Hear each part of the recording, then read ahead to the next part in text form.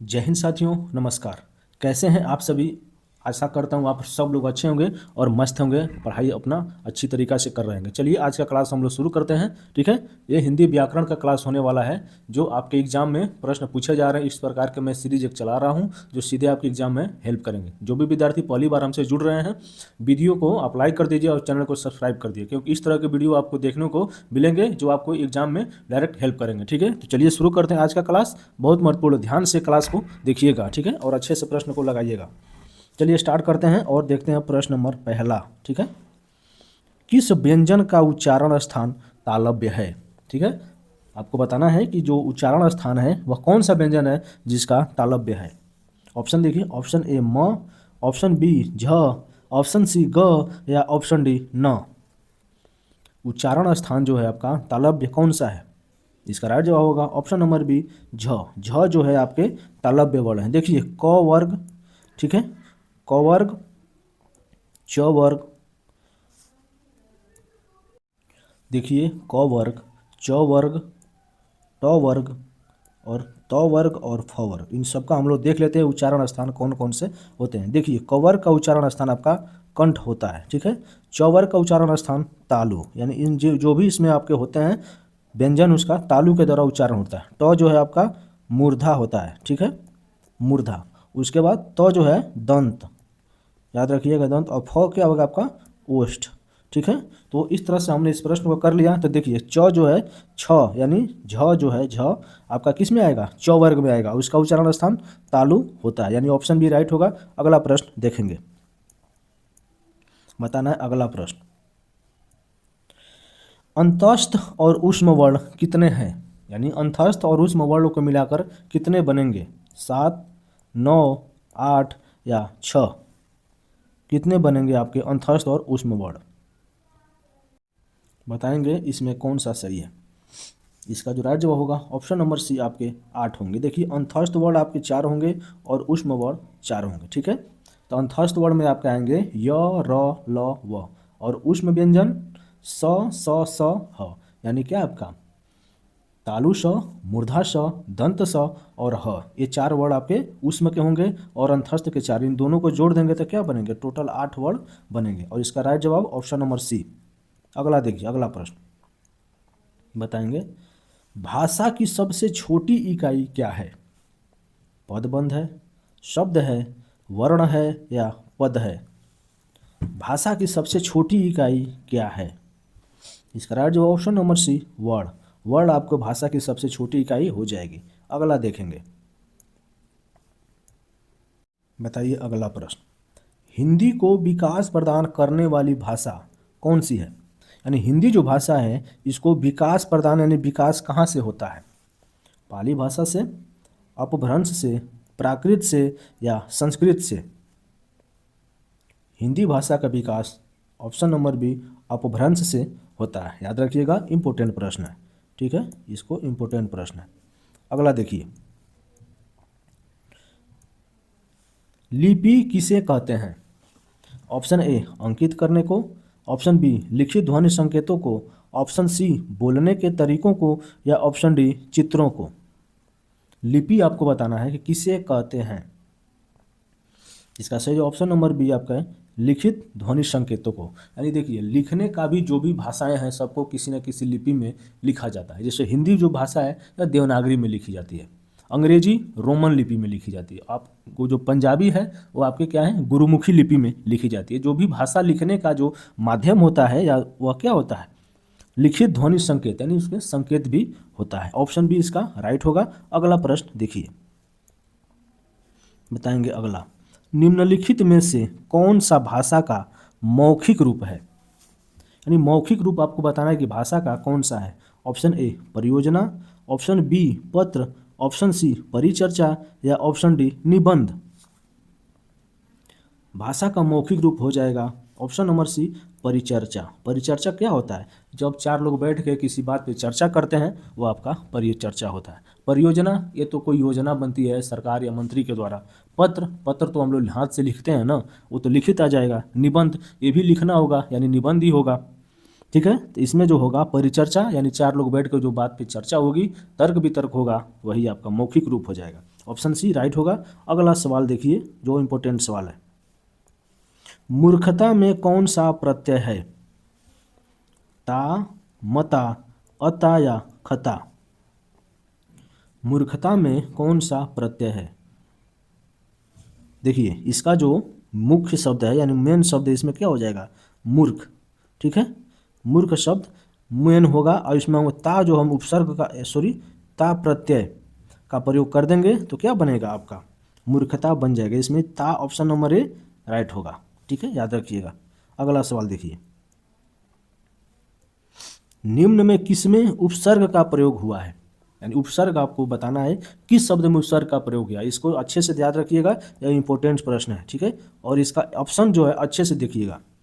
कुनकुना, इसमें आपका उपसर्ग का प्रयोग नहीं हुआ है। कुनकुना इसको अलग करेंगे, कुन कुन, ये अलग अलग नहीं हो रहा है। कुदरत इसको अलग करेंगे, कुदरत इसका भी नहीं होगा।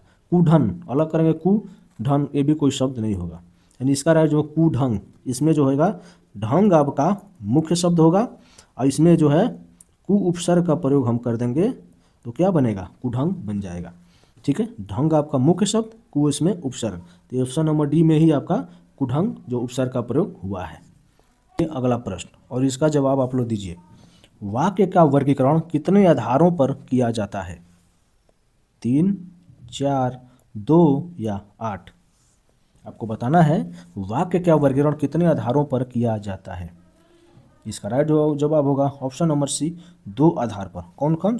एक हो जाएगा आपका रचना के आधार पर और दूसरा हो जाएगा अर्थ के आधार पर। ठीक है, तो रचना के आधार पर कितने होंगे? 3 भेद होंगे और अर्थ के आधार पर टोटल 8 भेद होंगे। ठीक है, तो वाक्य का वर्गीकरण 2 आधार पर होगा। ऑप्शन नंबर सी इसमें राइट होगा। अगला प्रश्न देखेंगे, हे ईश्वर दया करो रेखांकित शब्द में कौन सा कारक है? संप्रदान कारक, करण कारक, संबोधन कारक या अपादान कारक? हे ईश्वर दया करो, इसका जो राइट जवाब ऑप्शन नंबर सी, संबोधन कारक। ठीक है, हे ईश्वर यानी संबोध किया जा रहा है ना, तो इसका क्या होगा? ऑप्शन सी राइट हो जाएगा। अगला प्रश्न देखेंगे। अगला, दिए गए विकल्पों में से विधुर का स्त्रीलिंग कौन सा है? विधुर जो है इसका स्त्रीलिंग आपको बताना है। विधुरी, विधवा, विधुरणी या विदुराइन? इसका राइट जवाब ऑप्शन नंबर बी, विधवा। जो विधुर का स्त्रीलिंग आपका क्या होगा? विधवा हो जाएगा। अगला सवाल बताइए, वाक्य में काम करने वाले को क्या कहा जाता है? कर्ता, कर्म, करण या क्रिया? वाक्य में जो काम करने वाला होता है उसको हम लोग क्या कहते हैं? इसका राइट जवाब ऑप्शन नंबर ए, कर्ता। कर्ता ही तो काम को करता है ना, तो वाक्य में जो काम करता है उसको हम लोग कर्ता कहते हैं। ठीक है, अगला सवाल देखेंगे। इंपॉर्टेंट सवाल है, सभी को प्रश्नों को आप अच्छे से देखते हुए चलिए। लव कुश का भाई है, इस वाक्य में कौन सा कारक है? संप्रदान कारक, अधिकरण कारक, संबंध कारक या अपादान कारक? लव क्या है? कुश का भाई है। का जो प्रयोग हुआ है ना, ये किसमें जाएगा? ऑप्शन सी होगा संबंध कारक। यानी जहाँ भी का, के, की, ना, ने, नी का भाव होगा वहाँ पे संबंध कारक होगा। ठीक है, अगला सवाल देखिए, बताइए सर्वनाम का शाब्दिक अर्थ क्या होता है? ऑप्शन, संबंध का नाम, अपना नाम, सबका नाम या दूसरों का नाम? सर्वनाम का शाब्दिक अर्थ होगा ऑप्शन सी, सबका नाम। ठीक है, इसको अच्छे से याद रखिएगा। अगला सवाल देखिए, काला घोड़ा दौड़ रहा है वाक्य में विशेष्य है? काला घोड़ा दौड़ या रहा है? विशेष्य आपको बताना है। देखिए वाक्य के 2 जो है आपके होते हैं, एक उद्देश्य होता है और एक विशेष्य होता है। ठीक है, इसमें जो विशेष्य होगा इसका राइट जवाब होगा ऑप्शन नंबर बी, घोड़ा। घोड़ा क्या है आपका? विशेष्य शब्द होगा। ठीक है, अगला सवाल देखिए, निम्न में निम्न में भाववाचक वाक्य है, यानी किस वाक्य में भाववाचक है आपको बताना है। मोहन पुस्तक पढ़ता है, श्याम पत्र लिखता है, मोहन से बैठा नहीं जाता या पत्र नहीं लिखा जाता। भाववाचक वाक्य आपको बताना है कौन सा है। इसका राइट जवाब ऑप्शन नंबर सी, मोहन से बैठा नहीं जाता। आपका क्या है, भाववाचक वाक्य है। ठीक है, अगला सवाल देखेंगे।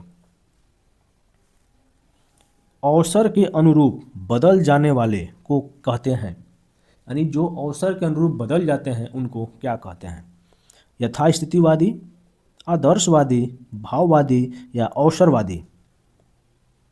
अवसर के अनुरूप बदल जाने वाले को हम लोग कहते हैं ऑप्शन डी, अवसरवादी। अवसरवादी जो अवसर का लाभ उठा लेता है, यानी फायदा ले लेता है, अब बीच रास्ते में आपको छोड़ के चला जाता है।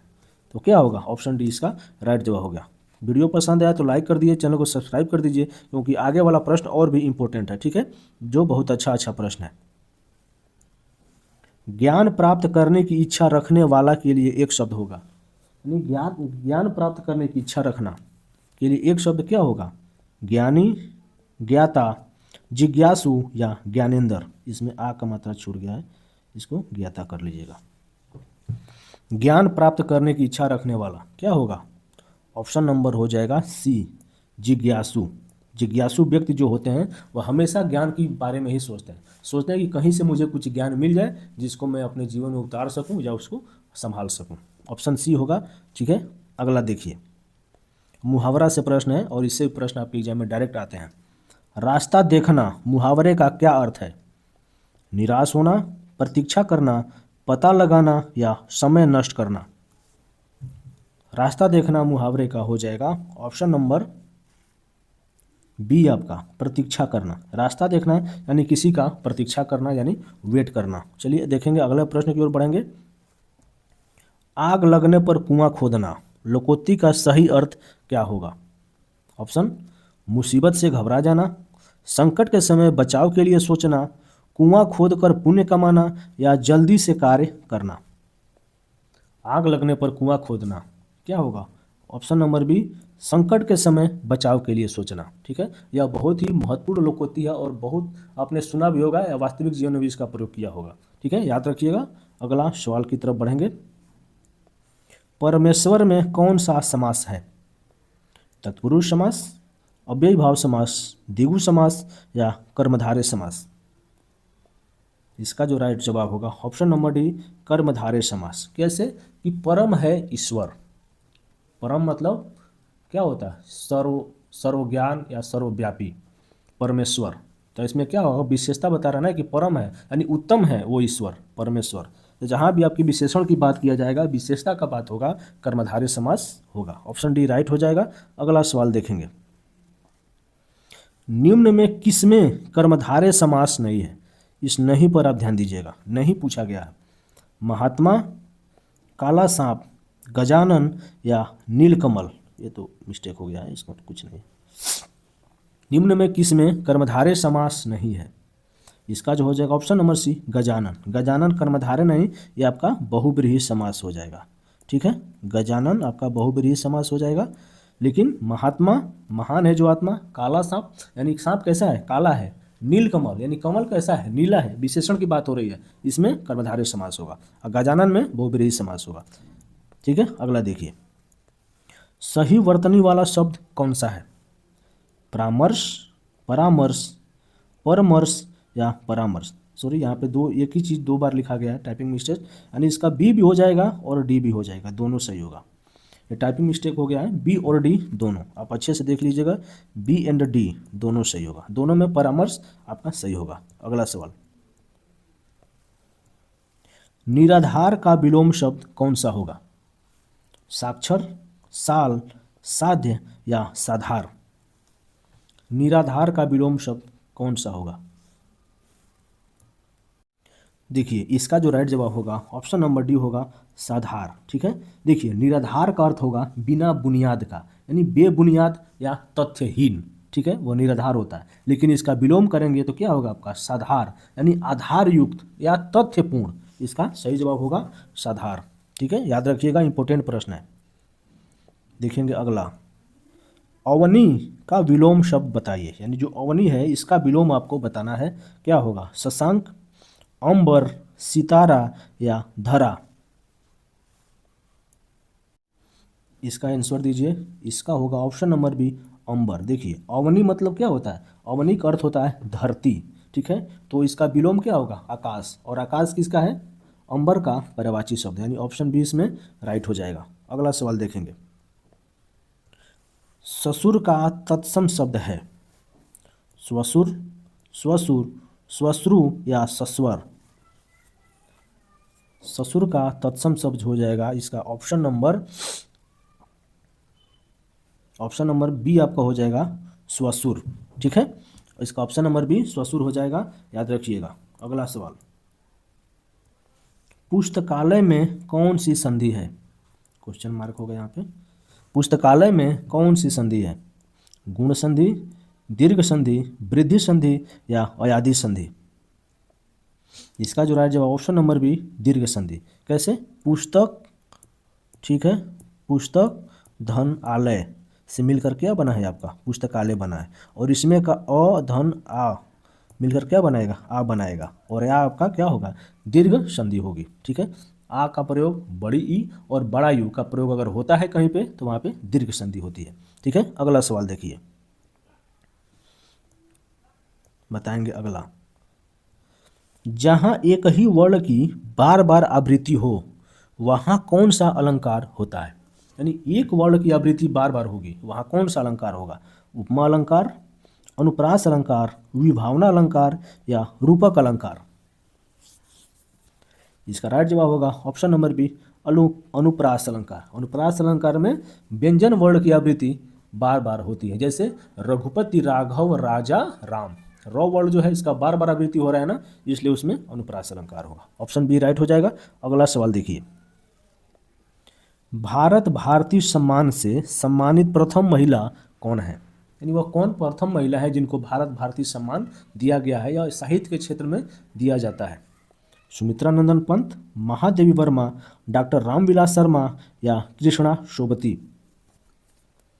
इसका राइट जो option number B Mahadevi Varma. Mahadevi Varma को भारत भारती सम्मान से सर्वप्रथम सम्मानित किया गया था, याद रखिएगा, इंपॉर्टेंट प्रश्न है, ठीक है। चलिए अगला देखेंगे और बताएंगे, ये आज का आखिरी प्रश्न है और वेरी वेरी इंपॉर्टेंट प्रश्न है, यानी VVI प्रश्न है, ठीक है। रघुकुल रीत सदा चली आई, प्राण जाय पर वचन न जाय। आप लोगों ने इसको अच्छे से सुना होगा, यह बहुत ही प्रसिद्ध कथन है या आपका वाक्य है। उपरोक्त पंक्तियां किसने कही है, यह किसने कहा है कि रघुकुल रीत सदा चली जाई, प्राण जाय पर वचन न जाय। ऑप्शन कबीरदास, तुलसीदास, सूरदास या केशवदास। इसका राइट जवाब होगा ऑप्शन नंबर बी तुलसीदास। यह प्रसिद्ध पंक्तियाँ तुलसीदास जी ने कहा है, और तुलसीदास की प्रसिद्ध रचना रामचरितमानस है, ठीक है। इस तरह से हमने एक अच्छा सेट आपको करवा दिया। वीडियो पसंद आया लाइक कर दीजिए, चैनल को सब्सक्राइब कर दीजिए। मिलते हैं नेक्स्ट वीडियो में, तब तक के लिए नमस्कार, जय हिंद।